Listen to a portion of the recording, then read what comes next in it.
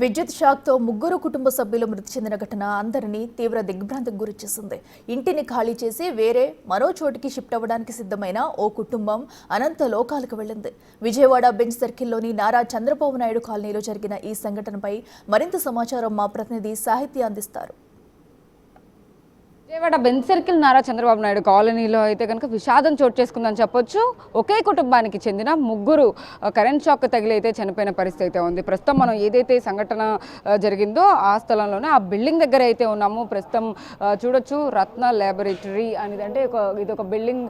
మొత్తం ఆ బిల్డింగ్ని పరిశీలిస్తే కనుక ఇదొక 3 ఫ్లోర్ల బిల్డింగ్ అయితే కనపడుతూ ఉంది. అయితే దీని లోపలే గ్రౌండ్ ఫ్లోర్లో ఎవరైతే కుటుంబ సభ్యులు ఉంటారో వాళ్ళు అయితే గత కొంతకాలంగా అయితే కనుక ఇక్కడ నివసిస్తూ ఉంటారు. వాళ్ళ కుటుంబ సభ్యులదైతే కనుక ఇది ఇల్లు అని చెప్పి మనకు తెలుస్తూ ఉంది. అయితే ఎవరైతే ముగ్గురు చనిపోయారో వాళ్ళ ముగ్గురికి సంబంధించి కూడా ప్రస్తుతం మొదటి వ్యక్తి ఎవరైతే ఉన్నారో అతను ప్రసాద్ అనే వ్యక్తి అయితే కనుక ఇక్కడే బట్టలు ఉతుకుతూ ఉన్న పరిస్థితి అయితే ఉంది. ఇక్కడ బట్టలు ఉతుకుతున్న సమయంలో అయితే కనుక వాళ్ళ భార్య ఎవరైతే ఉన్నారో వాణి, ఆమె కరెంట్ షాక్ తగిలి అయితే కనుక లోపల దానికి సంబంధించి కరెంట్ షాక్ కొట్టి లోపల ఏదైతే కరెంట్ షాక్ తగులుతున్న సమయంలో తను కాపాడే ఉద్దేశంలో అయితే కనుక లోపలికి వెళ్ళే ప్రయత్నం అయితే చేశారు. అక్కడ ఆమెని కాపాడే ప్రయత్నంలో అయితే కనుక తనని ముట్టుకున్న వెంటనే అతనికి కూడా కరెంట్ షాక్ తగిలి అతను కూడా అక్కడ పడిపోయిన పరిస్థితి. వెంటనే వాళ్ళ చెల్లి కూడా రియాక్ట్ అవ్వడం జరిగింది.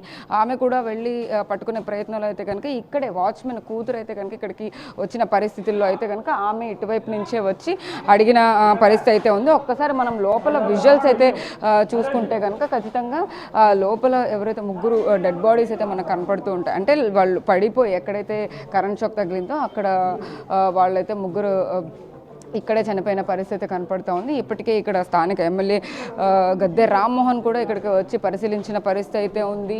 ఇటు ఏసీపీ దామోదర్ కానీ ఇటు అడ్మిన్ డీసీపీ సరిత కూడా వచ్చి మొత్తం ఇన్వెస్టిగేషన్లో భాగంగా అయితే మొత్తం పరిశీలించిన పరిస్థితి ఉంది. అయితే ఇక్కడ కరెంట్ షాక్ తగలడానికి ముఖ్య కారణం అయితే కనుక ఇక్కడ కరెంటు వైర్ తీగలు అని చెప్పొచ్చు. అయితే కరెంటు వైర్ తీగలు మనం పూర్తిగా పరిశీలిస్తే కనుక అక్కడ సీలింగ్ దగ్గర కూడా వాటర్ డ్రాప్స్ కారడం కూడా మనం చాలా క్లియర్గా అయితే చూస్తూ ఉన్నాము. ఆ వాటర్ డ్రాప్స్ అంటే ఇప్పుడు అకాల వర్షాలు పడుతున్న నేపథ్యంలో అయితే కనుక ప్రతి ఒక్క బిల్డింగ్కి సీలింగ్ దగ్గర కానీ ఎక్కడైనా కానీ వాటర్ లీకేజ్ అయితే ఎక్కువగా కనిపిస్తూ ఉంటుంది. ఆ వాటర్ లీకేజ్ ఒక కారణం అయితే కనుక వైర్లు ఎక్కడ పడితే అక్కడ ప్రతి ఒక్క స్ట్రీట్లో కూడా మనకి చిందరవందరగానే కనపడుతూ ఉంటాయి. ఇక్కడ పక్కన బిల్డింగ్ ఏదైతే కరెంట్ షాక్ తగిలిందో అక్కడే కూడా మనం చూడొచ్చు.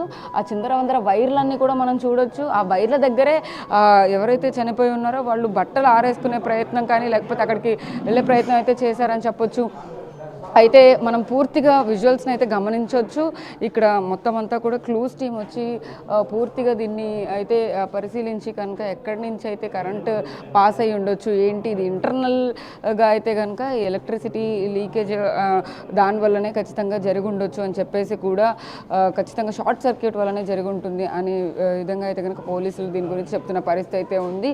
ఖచ్చితంగా దీని గురించి చర్యలు తీసుకోవాలి అనే నేపథ్యంలో కూడా స్థానికులు కూడా చెప్తూ ఉన్నారు. ఎందుకంటే ఇలాంటి వర్షాకాలం కానీ లేకపోతే ఏదైనప్పటికీ కూడా కరెంటు వైర్లు ఇలా వేలాడుతూ ఉండడం కానీ అవి ఎంతో ప్రమాదకరంగా మారే అవకాశం ఎంతైనా ఉంది. కాబట్టి ఖచ్చితంగా కరెంటు వైర్ తీగలు అయితే కనుక అవి చెల్లాచెదురుగా ఉండడం కానీ అవి ఏదైతే ఇబ్బందికరంగా ప్రమాదకరంగా మారే సిచ్యువేషన్ కన్నా ముందు నుంచే కూడా వాటి జాగ్రత్తలు తీసుకోవాలంటూ కూడా స్థానికులు కూడా చెప్తున్న పరిస్థితి అయితే ఉంది.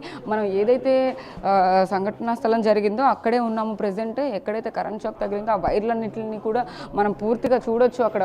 అయితే దీనికి సంబంధించి కూడా ఇప్పటికే పోలీస్ క్లూ టీం అయితే కనుక ఇంకా దాదాపు జరిగి 8:30 గంటల సమయం అవుతున్నప్పటికీ కూడా ఇప్పటికీ ఇంకా ఎలా జరిగింది ఏంటి అనేది కూడా పోలీసులు ఇప్పటికీ దర్యాప్తు కొనసాగిస్తూనే ఉన్నారు. ఇప్పటికే 3-4 హైయర్ అథారిటీ పోలీసులు అయితే కనుక ఇక్కడికి వచ్చి దాన్ని ఇన్వెస్టిగేషన్లో భాగంగా చూసి వెళ్ళడం అయితే జరిగింది.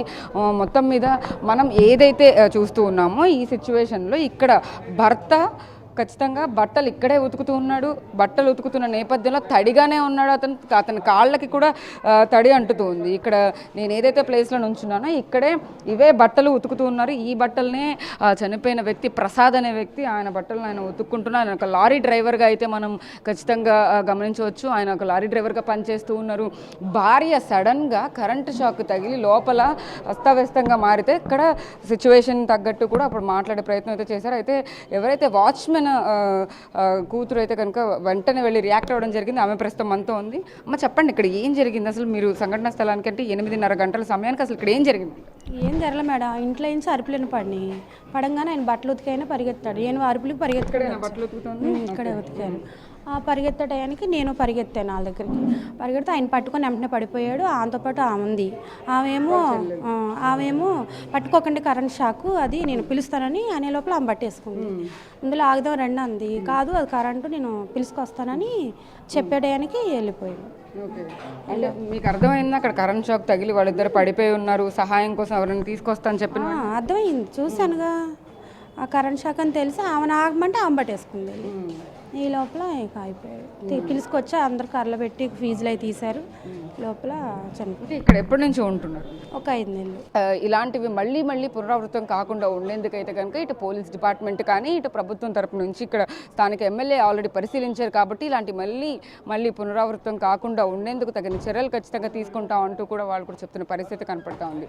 వీడియో జర్నలిస్ట్ శివరామకృష్ణ, సాహిత్య బిగ్ టీవీ, విజయవాడ.